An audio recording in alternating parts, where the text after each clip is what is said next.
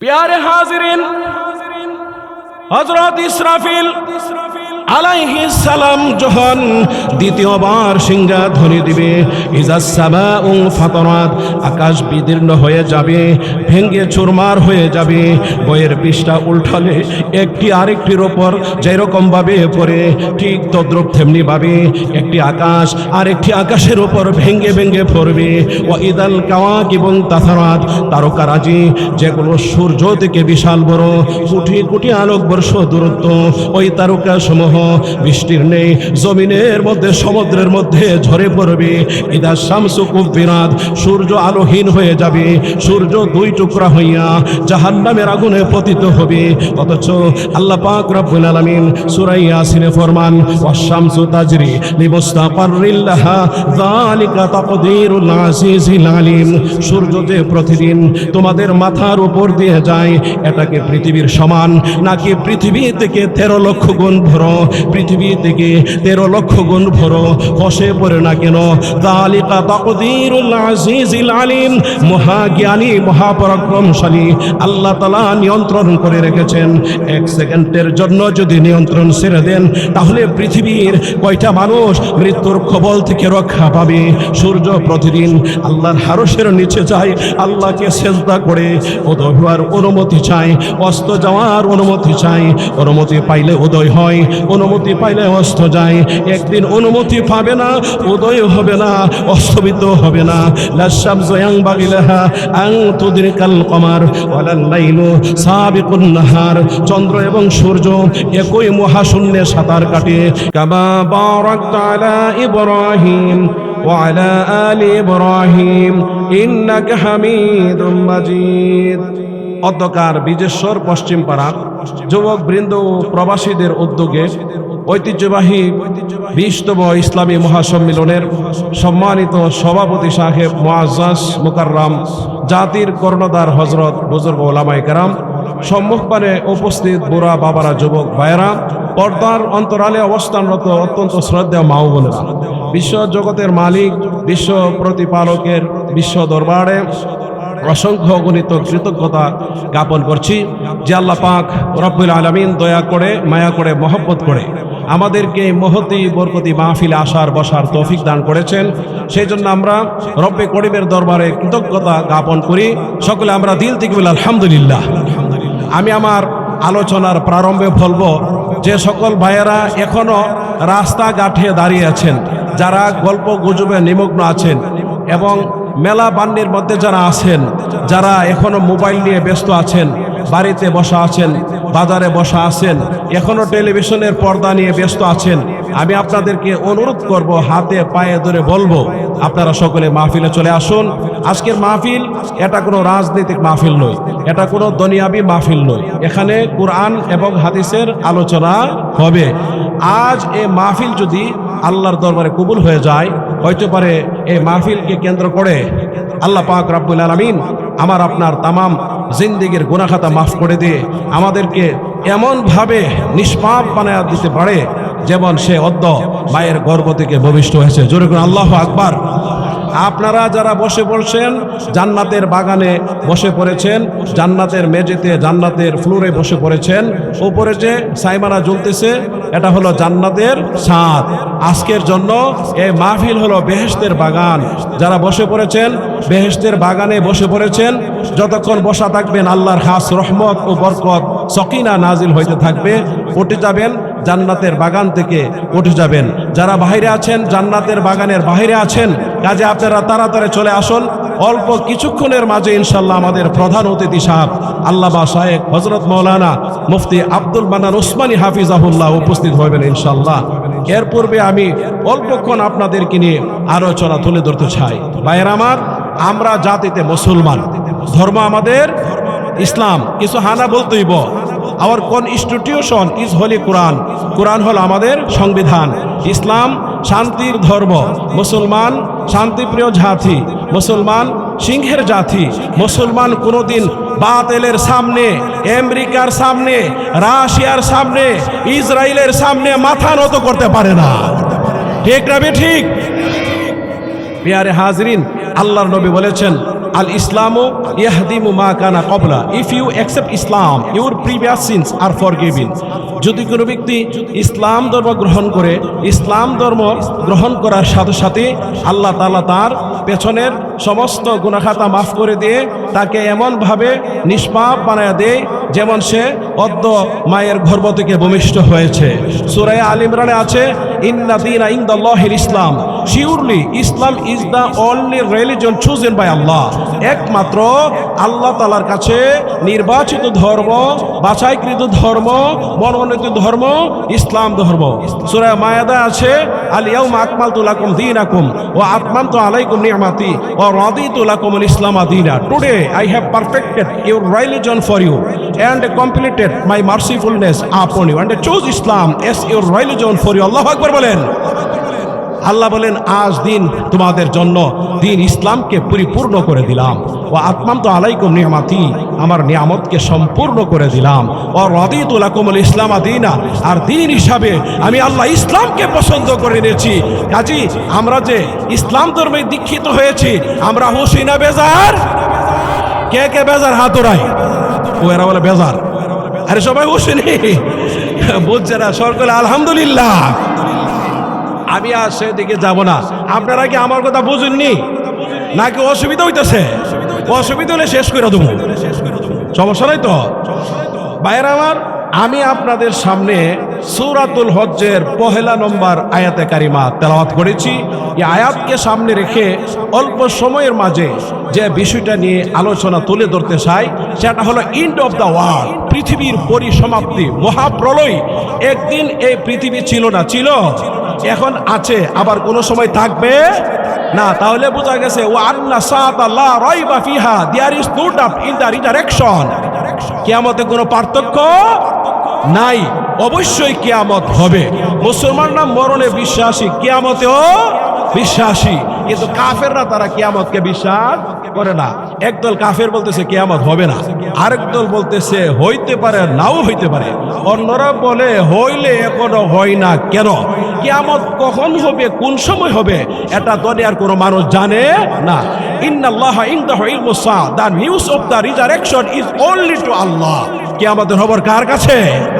আল্লাহর কাছে। এমনকি আমাদের নবীও কিয়ামতের খবর জানে না। একদিন হযরত জিবরাইল আলাইহিস সালাম রাসূলের দরবারে উপস্থিত হয়ে বলতেছে, ইয়া মুহাম্মদ আখবিরনি আনিস সাআ, হে Muhammad you inform me about the resurrection, আপনি আমাকে কিয়ামত সম্পর্কে অবহিত করেন। রাসূলুল্লাহ বলেছেন, মাল মাসউল আনহা বিআলামা মিনাস সাইল, জিজ্ঞাসিত ব্যক্তি প্রশ্নকারী ব্যক্তির চেয়ে অধিক অবগত নয়। অর্থাৎ আপনি যেমন কিয়ামতের খবর জানেন না, আমিও কিয়ামতের খবর জানি। কিয়ামতের খবর কে জানে? আরো জোরে কোন কে জানে?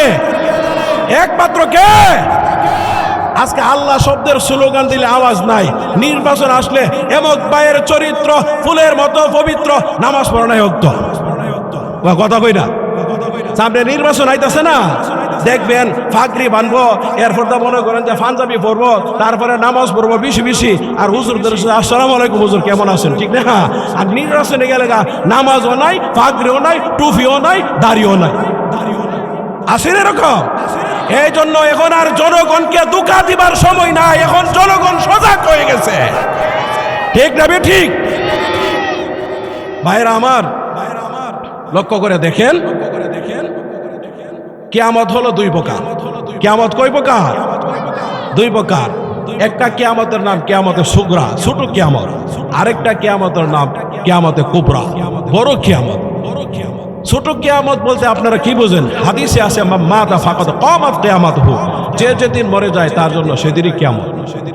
আর কিয়ামতে কুবরা হলো হযরত ইসরাফিল আলাইহিস সালাম সিংহা নিয়ে দাঁড়িয়ে আছে, কিয়ামত পর্যন্ত হযরত ইসরাফিল সিংহা নিয়ে দাঁড়িয়ে থাকবে। আল্লাহ যখন অর্ডার করবে, ইসরাফিল উনফুখ ফিসসুর, তুমি সিংহা ধরি দাও, হযরত ইসরাফিল সিংহার মধ্যে ধ্বনি দিবে আর তাম পৃথিবী একসাথে ধ্বংস হয়ে যাবে।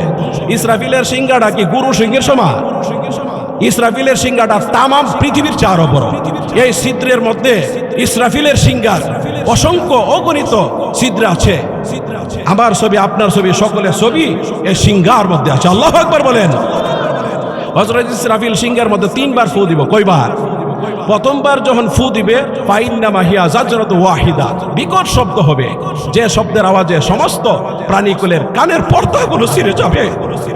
ফাসাইকা মান ফিস সামাওয়াতি ওয়া মান ফিল আরদ, আসমানবাসীরা বেহুশ হয়ে যাবে, জমিনবাসীরা বেহুশ হয়ে যাবে, আসমান এবং জমিনের ভিতরে যা কিছু আছে সবকিছু বেহুশ হয়ে যাবে।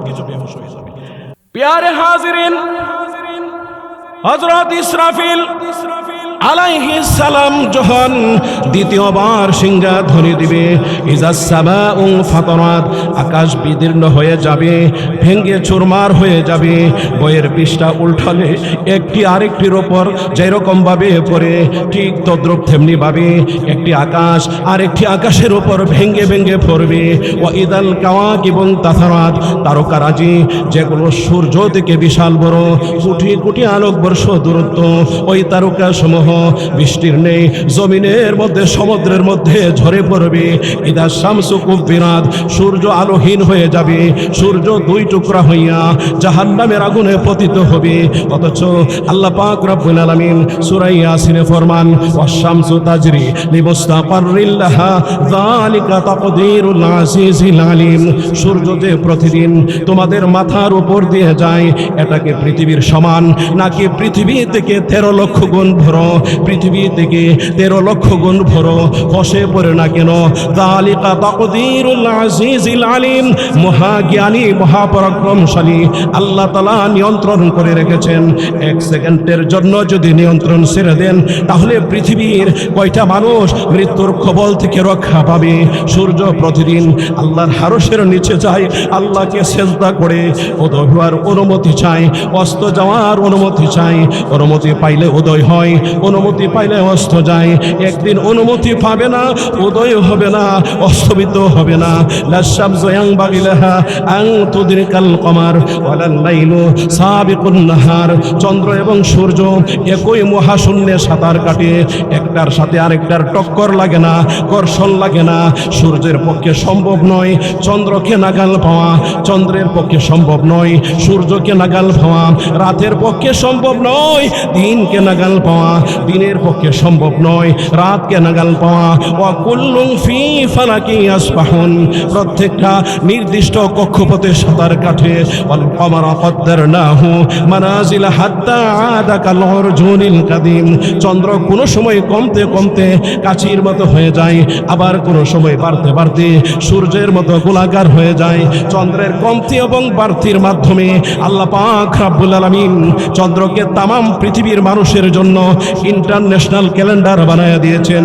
শিক্ষিত অশিক্ষিত সকলেই মাসের তারিখ গণনা করতে পারে। ফাইদা বারিকাল বাসার, মানুষের চোখের দৃষ্টি চমকে যাবে। ও হাসাপাল কামার, চন্দ্র আলোহীন হয়ে যাবে, চন্দ্র দুই টুকরা হইয়া জাহান্নামের আগুনে পতিত হবে। অজমিয়া শামসুল কামার, চন্দ্র সূর্য একাকার হয়ে যাবে।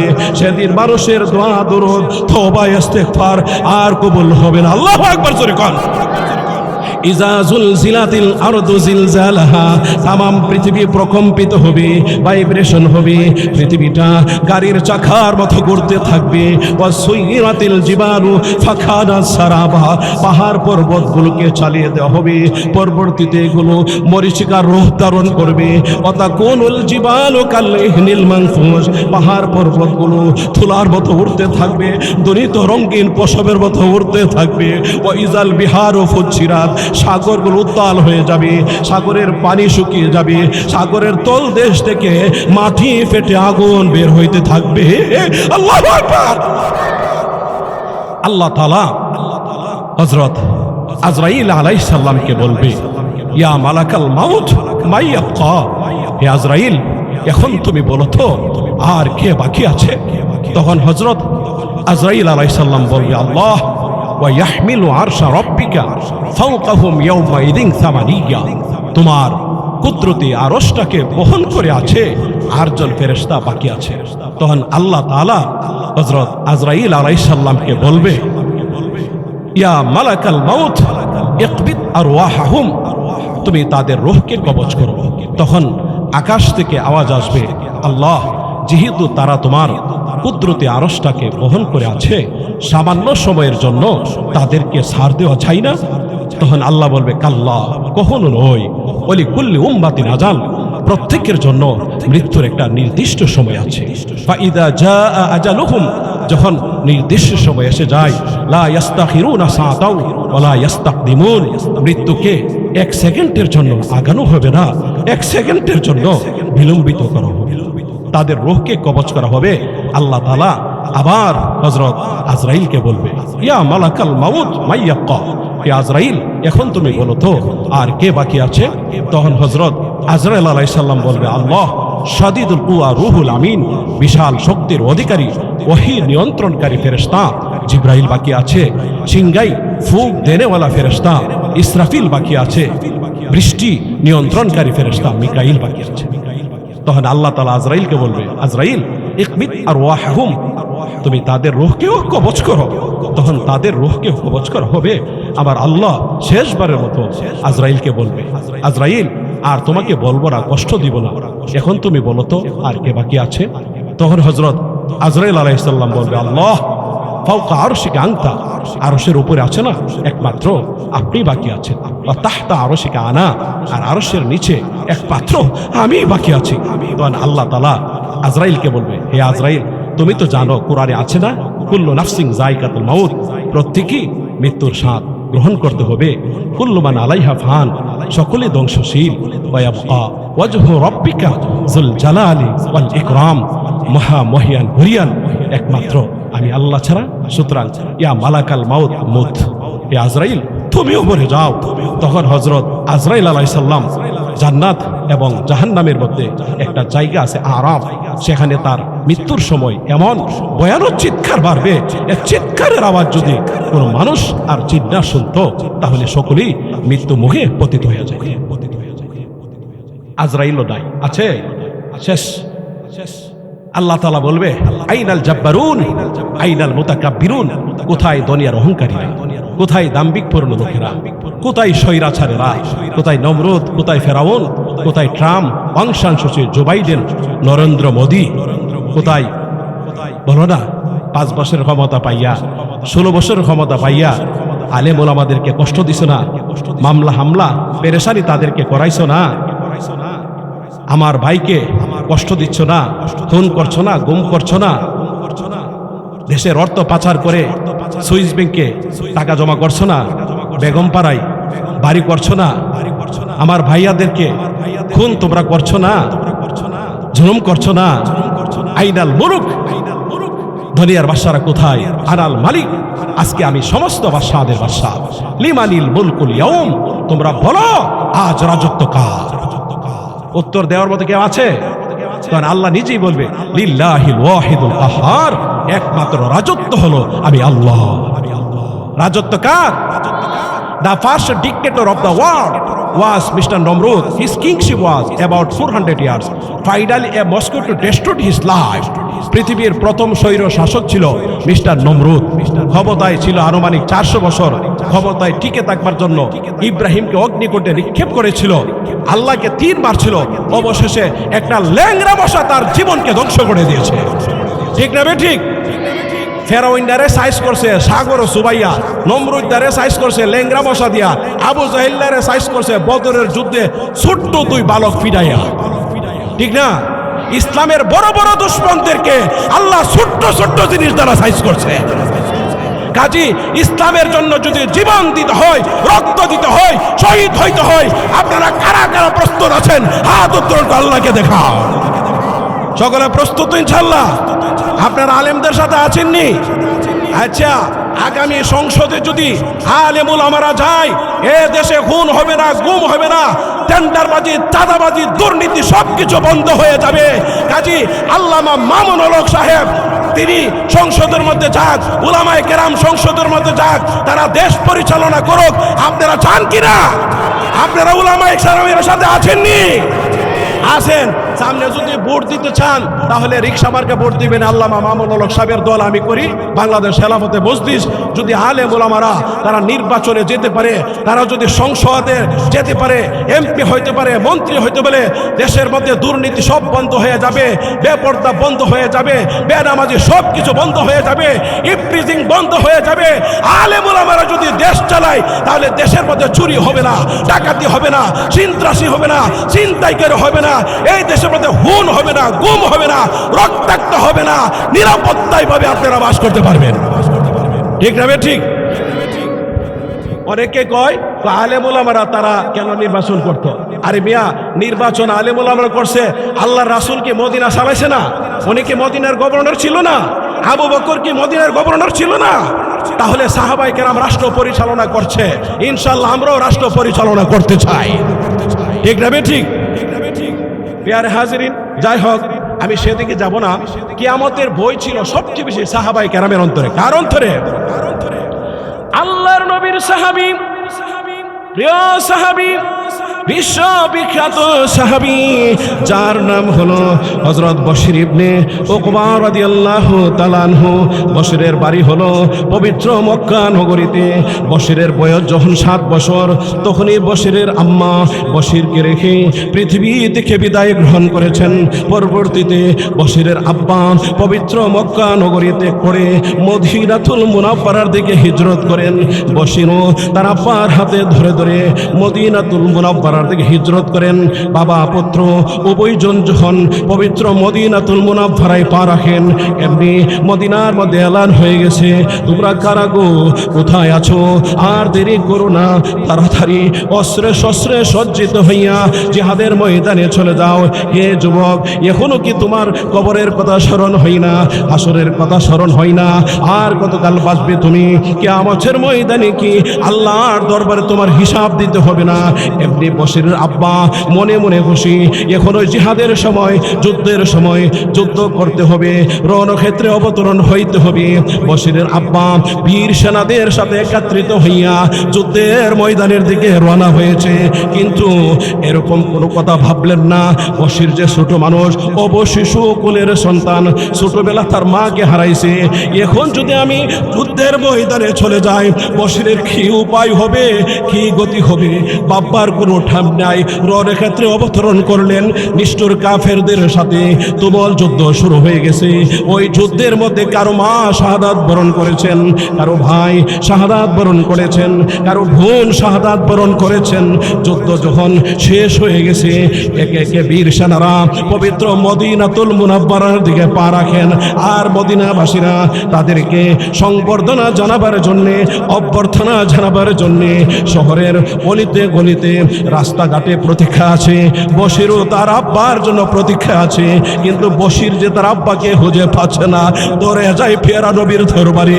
ওগো নবীজি, ছোটবেলায় আমি আমার মাকে হারাইছি, এখন কি আমার আব্বা যুদ্ধের ময়দানে শহীদ হয়ে গেছে। আল্লাহর নবী মুখে কোনো কথা বললেন না, শব্দ করলেন না। আল্লাহু আকবার, জোরে কর আল্লাহু আকবার। নবীজির কথা হলো, ছোটবেলা তার মাকে হারাইছে, এখন তার আব্বা যুদ্ধের ময়দানে শহীদ হয়ে গেছে। আমি কি বলবো? আমার যে কোনো ভাষা নাই, আমি ভাষা হারিয়ে ফেলেছি। আল্লাহু আকবার। নবীজি চেহারা ঘুরে নে ডান দিকে, বশির ডান দিকে গিয়ে কই কথা, আবার চেহারা ঘুরে নে পেছন দিকে, পেছন দিকে গিয়ে কই কথা, আবার চেহারা ঘুরে নে অন্যদিকে গেলে একই কথা।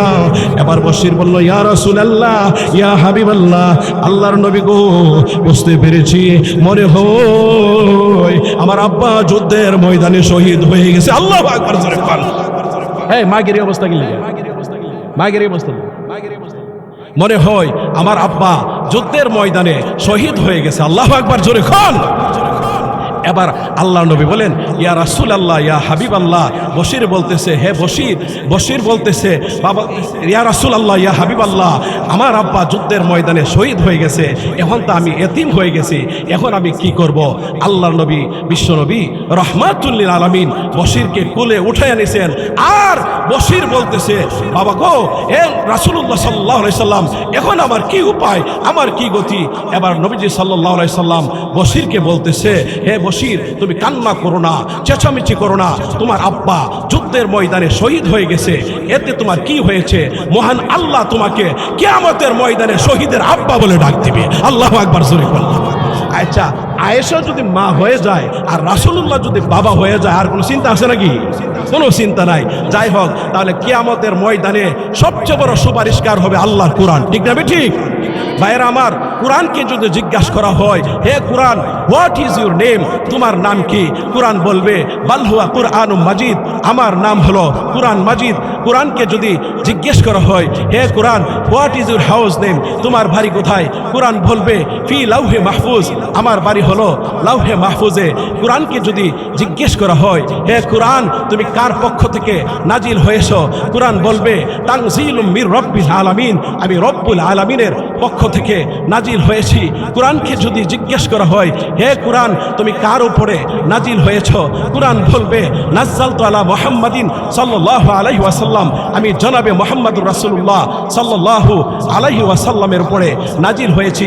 কোরআনকে যদি জিজ্ঞেস করা হয়, হে কোরআন, তুমি কার মাধ্যমে নাজিল হয়েছ?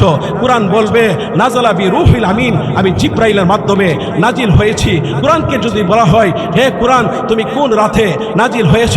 কোরআন বলবে ইন্না আনজালনাহু ফি লাইলাতুল কদর, আমি লাইলাতুল কদরে নাজিল হয়েছি। লাইলাতুল কদরের সাথে, শবে কদরের সাথে কোরআনের ছোঁয়া লাগছে। শবে কদরের দাম, লাইলাতুল কদরের দাম বেড়ে গেছে। কোরআনকে যদি জিজ্ঞেস করা হয়, হে কোরআন, তুমি কোন মাসে নাজিল হয়েছ?